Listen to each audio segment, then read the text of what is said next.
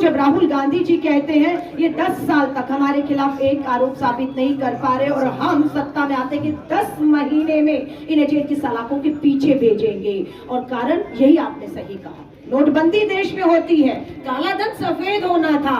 किसका काला सफेद हुआ आज देश में? भाजपा के और आरएसएस का। दिल्ली में करोड़ों रुपए की इमारतें खड़ी हो गई हैं, करोड़ों रुपए की इमारतें खड़ी हो गई हैं। वो 5,000 करोड़ नहीं है, वो हजारों लाखों करोड़ हैं। नोटबंदी राहुल गांधी जी कहते रहे एक सदी का महाघोटाला था, काले धन अपने और पूंजीपति मित्रों के सफेद करके उसे जमीनों पर लगाया। हम आएंगे तो इसकी जांच होगी। आप कह रहे हैं आज हमें क्यों लग रहा है हम सत्ता में नहीं है?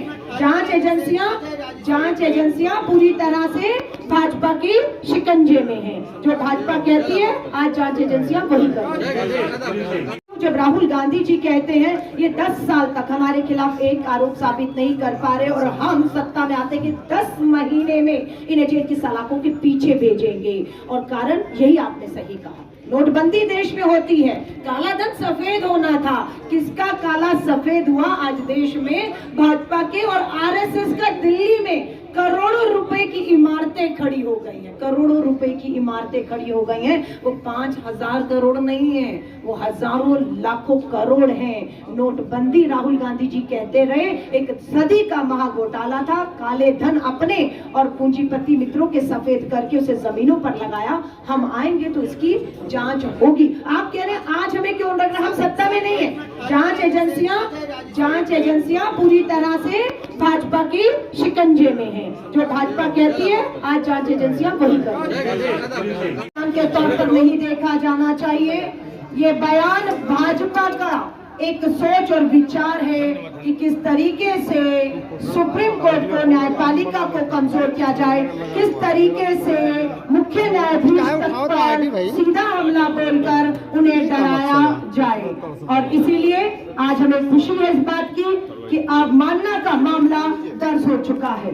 हम इस बात को देखेंगे कि निशिकांत दुबे की सदस्यता, संसदीय सदस्यता, कोर्ट के अवमानना, कोर्ट को इस तरीके से डराने और धमकाने से मुख्य न्यायाधीश की कोशिशों को से देश की न्याय की जो नींव है वो हिलती है, ये हम नहीं होने देंगे। जो खुद संघर्ष भाजपाई गद्दार है, देश के साथ गद्दारी की, योजनाओं की मुखबरी की, राहुल गांधी जी ऐसा कह रहे हैं जिसके पिता ने इस देश के लिए खून दिया, राजीव गांधी जी, जिसकी दादी देश की प्रथम महिला प्रधानमंत्री, भारत रत्न ने खून दिया है, जिनकी मां ने पूरी जिंदगी अपनी पूरे कांग्रेस और देश के लिए समर्पित की हुई है, वो राहुल गांधी के बारे में आज भाजपा के नेता इस तरह से बोल रहे हैं। फर्क नहीं पड़ता देश सच्चाई भाजपा की हो, राहुल गांधी जी की हो, नरेंद्र मोदी जी की सच्चाई क्या है आज देश जान रहा है। इसलिए आज हम फिर कहेंगे करिए हमला जितना राहुल गांधी जी पर करना हो। वो डरने वालों में नहीं है, वो रुकने वालों में नहीं है, वो नरेंद्र मोदी जी को लगातार चुनौती दे रहे हैं और वो चुनौतियां देते रहेंगे। वो कोई लोग होते जो झुक गए, जो आपसे समझौता करके भाजपा में शामिल हो गए। राहुल गांधी जी के रगों में संघ का, गद्दारी का नहीं, गांधी का खून और डीएनए है। बलराम, चार्जशीट के बाद कांग्रेस का क्या कदम होने जा रहा है? चार्जशीट पे निकाल रहे हैं राहुल गांधी। मैं फिर कह रही हूँ संविधान खतरे में है, संवैधानिक संस्था, चुनाव आयोग, इनकम टैक्स, सीबीआई और आपकी ईडी सब खतरे में है। अब हमला देश बचाने निकले मध्य प्रदेश के लोगों को हाथ जोड़कर कहूंगी ये संविधान और संवैधानिक संस्थाओं को आपको न्याय दिलाने बनाया था। ईडी को तो ये देश की आजादी भी कांग्रेस के स्वतंत्रता सेनानियों ने